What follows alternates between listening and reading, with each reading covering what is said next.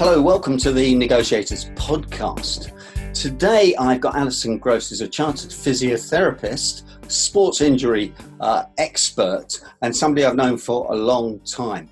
I've always believed that mind and body and keeping your body in good shape will help you do complicated deals, negotiating situations, and be busy in whatever environment you work in. Alison, welcome. Thank you for joining the Negotiators Podcast. Morning. Thank you for asking me. Well, it's a pleasure. Alison, keeping your body in good shape must make a massive difference to how you perform. What's your take on that? Oh, I absolutely agree with that. If you are feeling healthy and full of energy, if you move a lot and you look after yourself, make sure that you don't get too stiff, make sure you don't get too static, drink lots of water, you're going to perform better and it's going to be much easier to do the things that you want to do. So really, looking after your mind and your body, you can't really separate them. It's the same thing. So a healthy body helps a healthy mind and vice versa, I guess. You mentioned two or three things that I want to just mention. You said drinking plenty of water. What's that all about? Okay, well, dehydration is actually one of the biggest problems for people. You get busy, you're looking at some work, you forget what time it is, you forget to drink. And actually, your body needs water and we should all be drinking plenty of it. It will make you feel more awake. So if you're struggling, get up, walk around your chair, take a drink of water. So you'll get some movements and you'll also help with dehydration. Concentration. I go for coffee. Is that wrong? Is that the wrong thing to do? No, coffee's not wrong, but you need to get the water as well. So okay. Water will hydrate you better. Okay. You mentioned also about getting up and stretching. What do you mean by that? Okay, so it's easy when you're at your PC, you're going to sit there and you get involved, as I said earlier, and often you get in a very crouched position. So you need to get up and get your shoulders back and perhaps move your head from side to side and, just get the blood flowing a little bit and change things around. If you're feeling really tired and stiff and can't concentrate, get up, walk around your chair and take a couple of deep breaths and it will help. It's very important. In actual fact, we should all be at least every 30 minutes, we should get up, move, have a drink of water, walk around, take a deep breath, even if only for a minute or two. It really helps. We run on our top masterclass 17-minute sessions to try and sort of do that and keep people moving and keeping the mind. And there is a view that 17 minutes is actually a good time for stretching. But when I've said that to people, they say, well, I can't get away from my desk every 17 minutes. But yeah, well, That is hard. But you can take a deep breath, can't you? Yeah. You don't have to leave your desk or you don't have to even move. You just need to take a deep breath in, maybe turn your head a few times. That's a movement. So it would help. But I think maybe people should do more of that. And what about getting out in the fresh air every hour or so? Is that something people should do? Well, yes, but again, if you work in the top floor of a building, how are you going to get downstairs out in the fresh air every hour? It would be nice, wouldn't it? But I guess the idea is to go out, perhaps if you have a little lunch break, go outside at lunchtime. Yes, fresh air helps, but it's not always practical. So just moving and keeping moving a little bit and drinking a bit of water will help you. Okay. Now, I know a lot of people listening to this and watching this will have played some sport or they pulled their back or they pulled some muscles, etc.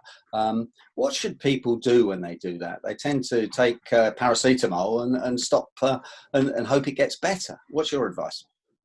Well, that depends on how bad it is. But if you're just a bit stiff after exercise, stretch. My biggest tip for everyone is to stretch. If you do, you can easily ask a physiotherapist or a sports therapist. You can even look on YouTube and find yourself something to do. But basic stretches to stretch your muscles out after exercise will help that. Same with backache. If you do some stretches, it will often ease the muscles. Get a bit of warmth on them maybe, but and take paracetamol if you like. If you're really in trouble and it hasn't gone away after 48 hours or so, you should maybe contact your physiotherapist and get them to look at you, make sure that you're okay. Okay, just for the people that aren't in the know, we need to talk about this. You're a sports physiotherapist. I'm a chartered physiotherapist who does lots of sports. I never get the technical things right, but I know that you have treated a lot of famous sports people, women and men tennis players and things like that. You can't clearly get physiotherapy on the National Health Service, can you? Or you can't. Well, it's very difficult. You need to go private to someone like you. Is that right? It is unfortunately true. If you have a very serious injury, and if you have disc prolapse in your back or something that's really difficult, you can go to your doctor and they will refer you to physiotherapy. The issue is with many things in the NHS that the service is very overloaded, so you may not get seen as soon as you would like to be seen. So you may have to take it in your own hands and go and see a sports physiotherapist or anybody that you know that you're recommended to who can help you with that kind of thing. So if you've got a swelling, the best thing to do is to get the swelling down as quickly as possible with presumably ice and ibuprofen. Well, yes, that's true, but there is a little debate going on at the moment, or a big debate, about whether ice is actually as effective as we've always thought it is. Really? So that's you're asking me a controversial question there, actually. But yes, if you've got swelling, then you rest, you put it up, and take some ibuprofen, provided you're not allergic to it. And if the cold compress helps you, then yes, you do that.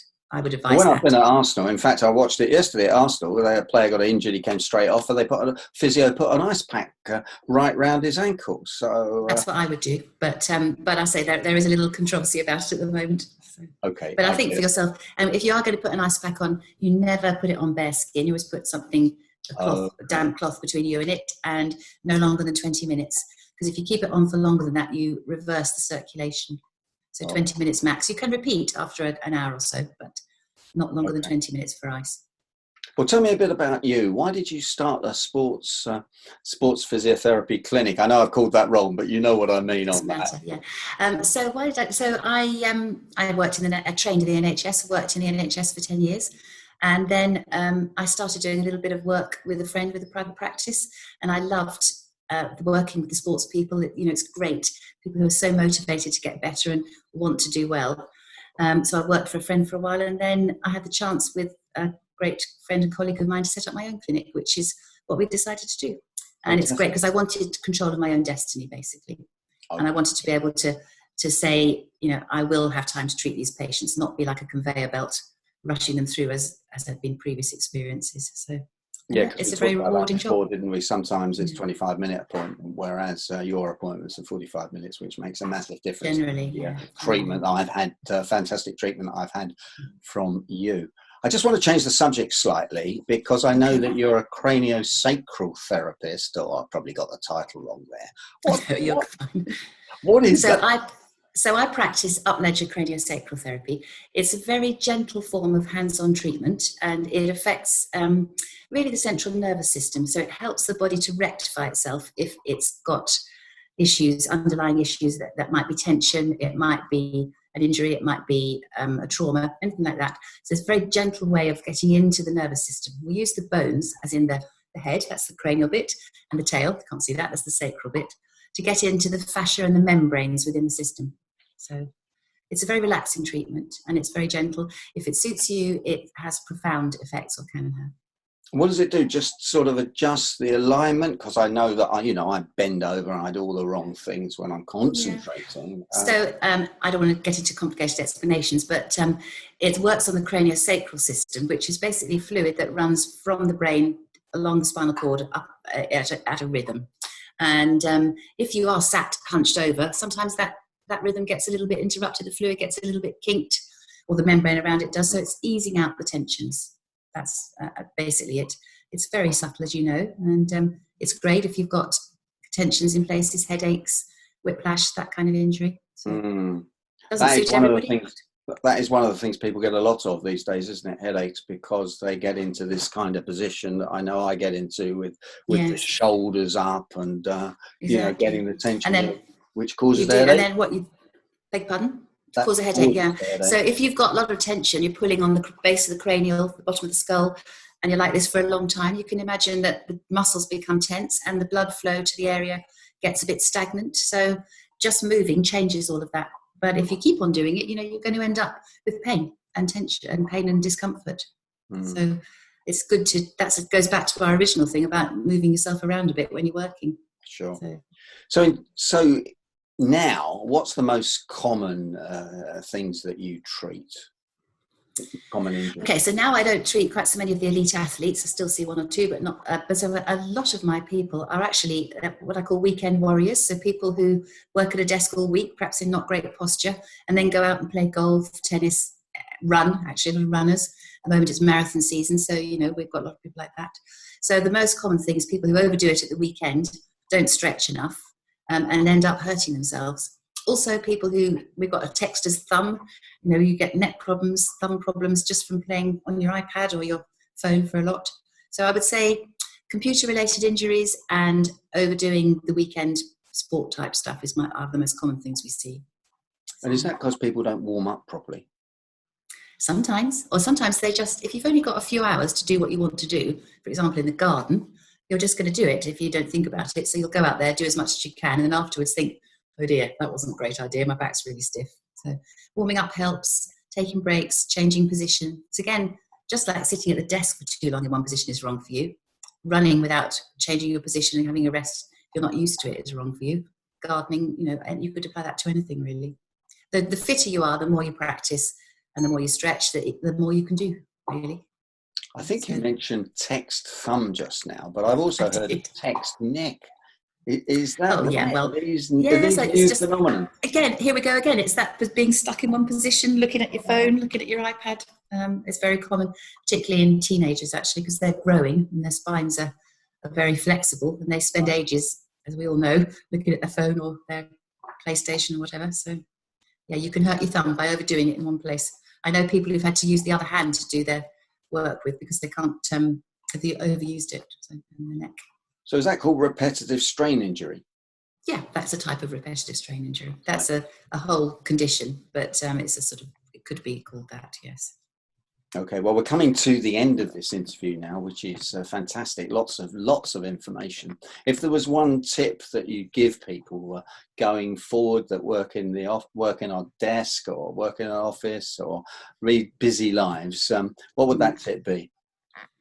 I would say take some time out to really think about how you sit, how you move, and be kind to your body. Actually give it the chance to move.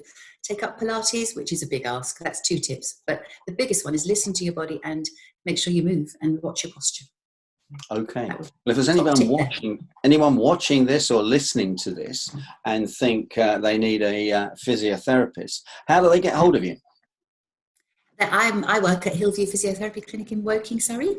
So you can Google me. I've got the website, etc. So they can call me that way or email me and I will get back to them. Okay, so that's only 25 minutes on a train from London. What about if they're in Manchester? How do they find a physiotherapist that can sort their problems out? So if they're wanting private physiotherapists, then there's an organisation called Physio First, and they have a register of physiotherapists. And if they want a craniosacral therapist, there's someone called Upledger, and then you can find people on there, but not everybody is on that one. But for physiotherapists, or ask at the local gym, see if they can recommend anybody. Oh yeah, the local gym. Recommendation is often the best way. So. Okay. Alison, thanks very much for your time. I really appreciate that. It's been a fantastic interview. Lots and lots and lots of information. I think I'm going to stretch my back. Are you sitting straight? I'm not sure I am. I think I'm leaning forward in that dreadful computer position that we all got, when perhaps even with my shoulders up. But perhaps we can do another one of these interviews for the Negotiators podcast in a few months' time, because I think there's so much valuable information, and clearly, as we both agree, the mind-body connection and the business that we do are all interlinked. So we really do need to sort that out. So Alison, thanks for joining me, and I look forward to talking to you again very shortly. Thank you. Thanks very much. Bye-bye.